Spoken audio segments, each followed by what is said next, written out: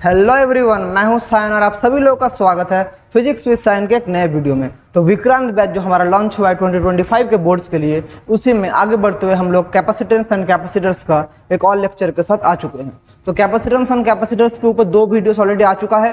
पूरा प्लेलिस्ट का लिंक मैं नीचे डिस्क्रिप्शन में दे दूंगा। और आज हम लोग पढ़ेंगे कैपेसिटर्स का बहुत इंपॉर्टेंट टॉपिक, जो कि है एनर्जी स्टोर कितना रहता है कैपेसिटर में, और कैपेसिटर का कॉम्बिनेशन, सीरीज और पैरेलल कॉम्बिनेशन के बारे में हम लोग पढ़ेंगे। आज हमने parallel plate capacitor, spherical capacitor, cylindrical capacitor, तीनों के बारे में डिटेल्स में हमने पढ़ लिया है। मैं अगर उन बच्चों से रिक्वेस्ट करूंगा जिन लोगों ने नहीं देखा है वो वीडियोस, आप लोग उसको देख लीजिए, क्योंकि वो भी बहुत इंपॉर्टेंट है। पूरा हम लोग जो कर रहे हैं क्लास 12 2025 को बोर्ड्स में जो आप लोग इंपॉर्टेंट उसी को फोकस करके हमारा क्लास चल रहा है। तो अभी हम लोग करेंगे सबसे पहले energy stored in a capacitor, उसके बाद कॉम्बिनेशन करेंगे। तो एनर्जी स्टोर्ड मतलब कितना एनर्जी मतलब क्या एनर्जी रहेगा, पोटेंशियल एनर्जी रहेगा कैपेसिटर के अंदर। इधर हम लोग पहले कर रहे हैं energy stored in a capacitor. ये एनर्जी क्या एनर्जी है बोलिए तो, ये एनर्जी है पोटेंशियल एनर्जी, क्योंकि कैपेसिटर का क्या है, रेस्ट में रहता है, मोशन में रहता है, कैपेसिटर रेस्ट में रहता है। तो क्या एनर्जी है, पोटेंशियल एनर्जी इनसाइड है कैपेसिटर, या पोटेंशियल एनर्जी स्टोर्ड इनसाइड है कैपेसिटर। तो अभी मैं अगर बोलूं एक कैपेसिटर में हमारा चार्ज है dq, उसके रेस्पेक्ट में पोटेंशियल है v। किसी भी स्मॉल कैपेसिटर जिसमें चार्ज है dq, उसका रेस्पेक्ट पोटेंशियल v। तो इसके लिए हमारा एनर्जी क्या होगा, इसके लिए एनर्जी हमारा क्या होगा, du equals to dq into v। हमें क्या पता है, energy equals to charge into potential, energy equals to charge into potential. dq क्या है, dq है हमारा एलिमेंट्री चार्ज, हमारा elementary small charge, elementary charge है dq, और v है हमारा पोटेंशियल, v है पोटेंशियल। और हमें क्या पता है, q इक्वल्स टू cv। तो यहाँ से हम लोग क्या कह सकते हैं, v equals to q by c। तो मैं इसको कैसे लिख सकता हूँ, q बाई c dq, ये मैं du लिख सकता हूँ ऐसे। तो देयरफॉर टोटल एनर्जी क्या होगा, therefore total energy u equals to integration of du। ये क्या होगा, इंटीग्रेशन ऑफ du मतलब q बाई c dq। ऐसे करेंगे, लिमिट कहाँ से कहाँ तक होगा, लिमिट कहाँ से कहाँ। एक कैपेसिटर अगर मेरा इधर प्लेस रहता है, एक कैपेसिटर मेरा अगर प्लेस रहता है, तो यहाँ पर चार्ज कितना हो सकता है, क्या चार्ज 0 हो सकता है, या मैक्सिमम कहाँ तक जा सकता है, q तक जा सकता है, 0 टू q। तो कैपेसिटर का चार्ज का लिमिट क्या होगा, 0 to q, 0 to capital Q। तो क्या होगा देखिए, 1/c बाहर आ जाएगा, q dq 0 टू q। तो क्या होगा 1/c, इसका इंटीग्रेशन क्या होगा, q²/2। लिमिट कहाँ से कहाँ, 0 से q। तो 1/c q²/2, तो q²/2c। तो मेरा एनर्जी का फॉर्मूला क्या आ गया, q²/2c। तो मेरा energy stored inside a capacitor या इन ए कैपेसिटर क्या हो गया, energy stored half q²/c।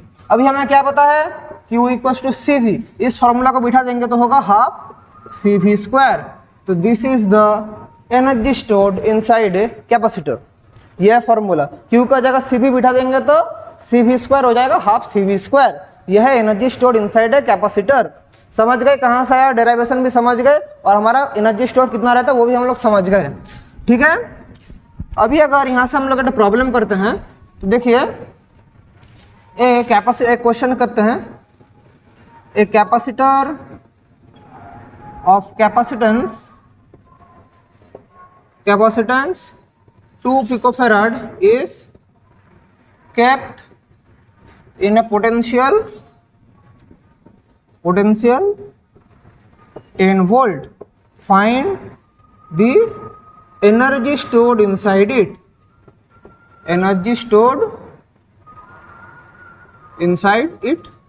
Find the energy stored inside it. ठीक है, तो मेरा कैपेसिटेंस कितना है, 2 पिकोफैराड। तो क्या होगा, 2 10⁻⁻12 फैराड।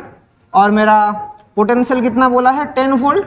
तो एनर्जी क्या हो जाएगा, half cv²। Formula putting problem है, तो हाफ c क्या है, 2 10⁻12 फैराड और 10। तो देखिए क्या होगा, 2 कट गया, तो 10⁻11 क्या होगा, जूल। तो एनर्जी स्टोर कितना हो गया, 10⁻11 जूल। ऐसे करके प्रॉब्लम आ सकता है।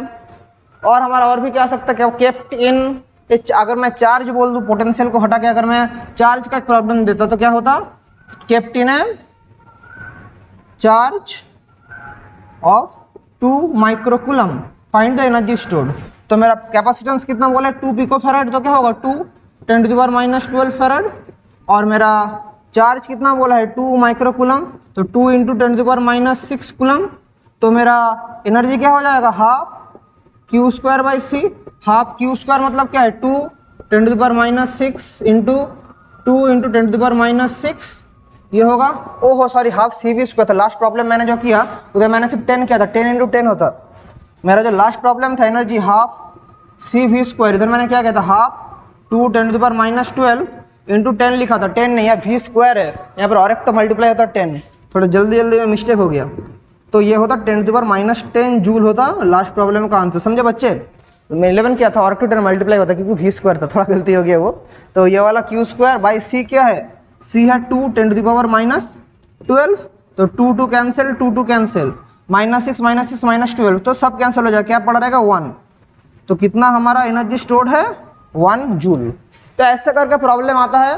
आई होप आप लोग समझ गए एनर्जी स्टोरेज में कैपेसिटर क्या है। ये इजी टॉपिक था, मैंने इसको कवर कर दिया। इसके बाद हम लोग अभी करेंगे कॉम्बिनेशन ऑफ कैपेसिटर। यहाँ से अगर कुछ भी डाउट होता है, कुछ भी समझने में मुश्किल होता है, तो आप लोग कमेंट करना, मैं उसको फिर से समझा दूंगा। अब हम लोग करेंगे कॉम्बिनेशन ऑफ कैपेसिटर। कॉम्बिनेशन कितना तरह का हो सकता है, 2 तरह का, सीरीज और पैरेलल कॉम्बिनेशन। अभी हम लोग करेंगे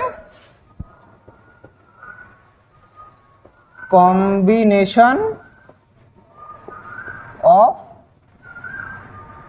कैपेसिटर्स। क्या कॉम्बिनेशन करेंगे पहले, सीरीज कॉम्बिनेशन। सबसे पहले सीरीज कॉम्बिनेशन करेंगे, उसके बाद पैरेलल कॉम्बिनेशन। सीरीज कॉम्बिनेशन क्या है, तो कैपेसिटर्स को अगर मैं ऐसे करके प्लेस करता रहूं, ऐसा करके प्लेस करता रहो, डॉट डॉट चलता रहेगा, तो this is a series combination. ये मेरा एक बैटरी है जिसका पोटेंशियल है V, यहाँ से चार्ज जा रहा है, तो इसका कैपेसिटेंस अगर मैं C1 बोलूँ, C2, C3, C4 ऐसा अगर चलता रहेगा, तो सीरीज कॉम्बिनेशन में क्या कांस्टेंट है बोलिए, तो सीरीज कॉम्बिनेशन में हर एक कैपेसिटर में कितना चार्ज है कांस्टेंट है। मतलब इसका भी चार्ज होगा Q, इसका भी चार्ज होगा Q, इसका भी Q, इसका भी Q। तो मैं लिख दे रहा हूँ in series combination, in series combination charge through each capacitor, charge through each capacitor remains, series combination charge through each capacitor remains constant। मतलब हर एक कैपेसिटर में चार्ज सेम है, इसमें भी चार्ज क्यों है, इसमें क्यों, तो क्या चेंज होता है, पोटेंशियल। हर एक का पोटेंशियल अलग है, पोटेंशियल ड्रॉप हर एक का अलग है, हर एक का पोटेंशियल ड्रॉप अलग है। तो अगर मैं बोलूं सबसे पहले V1 क्या होगा, चार्ज Q/C1, V2 क्या होगा Q/C2, V3 क्या होगा Q/C3, ऐसे करके चलता रहेगा। तो मेरा जो टोटल पोटेंशियल है V इक्वल टू क्या होगा, V1 + V2 + V3 plus dot dot dot चलता रहेगा ऐसे। तो चलता रहेगा तो मैं लिख सकता हूँ Q/C1 + Q/C2 + Q/C3 plus dot dot dot चलता रहेगा। तो Q कॉमन ले लेंगे, क्या पड़ा रहेगा 1/C1 1/C2 1/C3 plus dot dot dot ऐसा चलता रहेगा। यह है हमारा पोटेंशियल, ऐसा करके चलता रहेगा, ठीक है, समझ गए। 1/C1 + 1/C2 + 1/C3 ऐसा करके चलता रहेगा। इसको मैं इक्वेशन नंबर 1 देता हूँ। अभी अगर हम लोग एक कैपेसिटर इमेजिन करें जिसका इक्विवेलेंट कैपेसिटेंस है Ceq, अगर मैं अभी क्या बोल रहा हूँ, now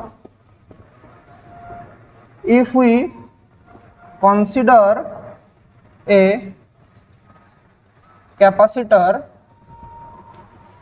of equivalent capacitance Ceq, तो क्या होगा V = Q/Ceq में लिख सकता हूँ। Obviously I can write this. Equivalent capacitance पूरा कॉम्बिनेशन का अगर Ceq है तो V = C लिख सकता हूँ। तो अभी मैं इक्वेशन 1 और 2 से हमें क्या मिलेगा, ये मेरा जो इक्वेशन इक्वेशन 1 है और 2 है तो क्या मिलेगा, तो फ्रॉम इक्वेशन 1 एंड 2 हमें क्या मिलेगा, क्या मिलेगा देख लीजिए, 1/CEQ इक्वल्स टू, इसको कंपेयर करेंगे बाकी सब कट जाएगा तो क्या पड़ा रहेगा 1/C1 plus 1/C2 plus 1/C3 plus dot dot dot चलता रहेगा। This is the formula of equivalent capacitance of A series capacitance combination.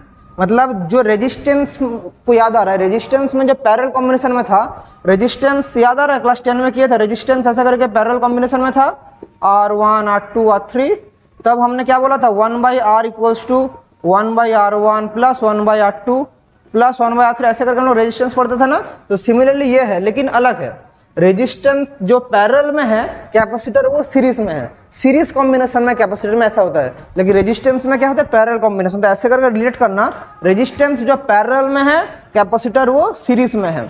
तो सीरीज कॉम्बिनेशन ऑफ कैपेसिटर्स में हमें कैपेसिटेंस कौन सा फॉर्मूला में मिल गया, ये वाला फॉर्मूला में हमें मिल गया। तो अगर यहाँ से हम लोग एक एग्जाम्पल करते हैं तो आप लोगों को मैं एक एग्जाम्पल करके दिखाता हूँ कैसा होगा। अगर मैं आप लोगों को बोल दूं ऐसे करके कैपेसिटेंस है 3 तो यह है तीनों का कैपेसिटेंस C है, तो इक्विवेलेंट कैपेसिटेंस क्या होगा, तो क्या फॉर्मूला है 1/CEQ equals to 1/C plus 1/C plus 1/C that is 3/C। तो CEQ क्या हो गया C/3, ये है our formula for equivalent capacitance. तो 3 कैपेसिटर था, जितना भी सीरीज में होगा ऐसा करके हम लोग कर लेंगे। तो सीरीज समझ गए। अभी हम लोग करेंगे नंबर 2 जो कि है पैरेलल कॉम्बिनेशन। नंबर 2 जो कि है parallel combination. Number 2 this is parallel combination. Parallel combination यानी ऐसा करके कॉम्बिनेशन होता रहेगा और ये मेरा बैटरी है C1 C2 C3 ऐसा करके कॉम्बिनेशन होता रहेगा। सीरीज में क्या कांस्टेंट था, सीरीज में कांस्टेंट था चार्ज, पैरेलल में कांस्टेंट रहेगा पोटेंशियल। तो ये है दोनों के बीच में डिफरेंस। तो in parallel combination potential through each capacitor, potential to each capacitor remains same। Parallel combination में पोटेंशियल थ्रू ईच कैपेसिटर क्या होता है, रिमेन सेम, सब में सेम पोटेंशियल रहता है। तो इसका पोटेंशियल क्या है भी सेम है। तो क्या चेंज होता है, चेंज होता है हमारा चार्ज। इसमें चार्ज है Q1 Q2 Q3 ऐसे करके चार्ज चेंज होता है। तो मैं क्या कह सकता हूँ, टोटल पोटेंशियल इधर भी है, मैं क्या कह सकता हूँ Q1 इक्वल्स टू C1 भी, Q2 इक्वल्स टू C2 भी, Q3 इक्वल्स टू C3 भी, ऐसे करके चलता रहेगा। तो मेरा टोटल चार्ज क्या होगा Q1 plus Q2 plus Q3 ऐसे करके चलता रहेगा। तो क्या होगा C1 भी प्लस C2 भी प्लस C3 भी प्लस डॉट डॉट ऐसा चलता रहेगा। तो मैं अगर कॉमन ले लूँ भी तो क्या होगा C1 plus C2 plus C3 plus dot dot dot चलता रहेगा। यह है हमारा चार्ज इक्वेशन नंबर 1। तो अभी अगर मैं करूँ total equivalent capacitance CEQ, now if equivalent capacitance be CEQ, मतलब ये जो पूरा कॉम्बिनेशन है इसका इक्विवेलेंट कैपेसिटेंस अगर CEQ है तो मैं लिख सकता हूँ Q equals to V into CEQ लिख सकता हूँ, ऑब्वियसली लिख सकता हूँ Q equals to V into CEQ में ऑब्वियसली लिख सकता हूँ। तो मैं इक्वेशन और 1 और 2 को एक साथ करके मैं क्या लिख सकता हूँ, तो देयरफॉर फ्रॉम 1 एंड 2 CEQ क्या हो गया C1 plus C2 plus C3 plus dot dot. तो पैरेलल कॉम्बिनेशन ऑफ कैपेसिटर का इक्विवेलेंट कैपेसिटेंस का फॉर्मूला ये आ गया। इसको इमेजिन कीजिए रेजिस्टेंस का क्या था, इसको इमेजिन कीजिए रेजिस्टेंस का सीरीज कॉम्बिनेशन था। जैसे रेजिस्टेंस अगर ऐसे R1 R2 R3 था तो R equals to R1 plus R2 plus R3 हम लोग ऐसे लिख सकते थे, समझे। ऐसे करके सीरीज कॉम्बिनेशन था, कैपेसिटेंस का पैरेलल रेजिस्टेंस का सीरीज, ऐसे उल्टा उल्टा। रेजिस्टेंस का जो पैरेलल, कैपेसिटर का वो सीरीज, रेजिस्टेंस का जो सीरीज, कैपेसिटर का वो पैरेलल। समझ गए? एक अगर हम लोग एग्जांपल करते हैं तो देख लीजिए क्या होगा। अगर 3 तो कैपेसिटर ऐसे करके हमारा प्लेस्ड है, हर एक का कैपेसिटेंस C है, तो हमारा CEQ क्या होगा, C plus C that is 3C होगा। This is the equivalent capacitance of the combination.